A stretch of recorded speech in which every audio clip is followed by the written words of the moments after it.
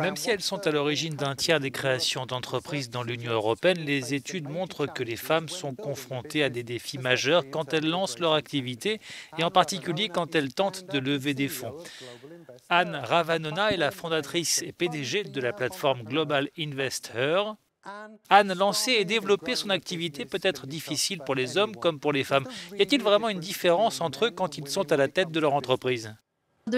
Il existe encore un grand fossé entre eux en matière d'entrepreneuriat, au niveau des possibilités pour de nombreuses femmes de créer leur entreprise, en raison de nombreuses choses différentes, de nombreux obstacles qui leur sont propres et qui leur sont extérieurs. Mais il est vrai, malheureusement, qu'il y a une différence dans la création d'une entreprise quand on est une femme. Et quels sont, selon vous, les principaux défis pour les femmes comparés aux hommes ? Le premier, c'est l'accès au financement. Le deuxième, c'est l'accès au réseau.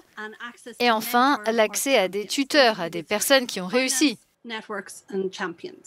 La Commission européenne a lancé l'initiative WeGate pour soutenir l'entrepreneuriat au féminin. Comment donne-t-elle aux femmes les moyens de réussir dans ce domaine ? WeGate est une plateforme créée par la Commission européenne en partenariat avec d'autres organisations sur le terrain qui aident les femmes entrepreneurs. Et l'objectif de cette plateforme, c'est d'être un lieu d'accueil pour les femmes entrepreneurs européennes qui veulent s'informer sur toutes les ressources disponibles dans leur pays et à l'étranger lors de la création et du financement de leur activité et qui veulent être mises en relation avec d'autres femmes entrepreneurs. Donc c'est un lieu d'accueil. De nombreuses organisations qui sont à leur service y participent. Et dans l'Union européenne, nous devons absolument rassembler tout cela en un même endroit. Il y a tant de ressources disponibles un peu partout. Donc il fallait un guichet unique pour savoir s'y retrouver. Et WeGate est un parfait outil pour cela. Aujourd'hui, on constate que les créatrices d'entreprises n'ont qu'une très faible chance de lever des fonds. Comment remédier à cela ?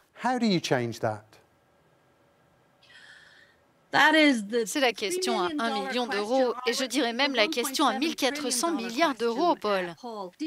Savez-vous que c'est l'écart de financement entre les hommes et les femmes qui créent leur entreprise? La différence entre les fonds qu'ils lèvent les uns et les autres. Aujourd'hui, on l'estime à 1400 milliards d'euros.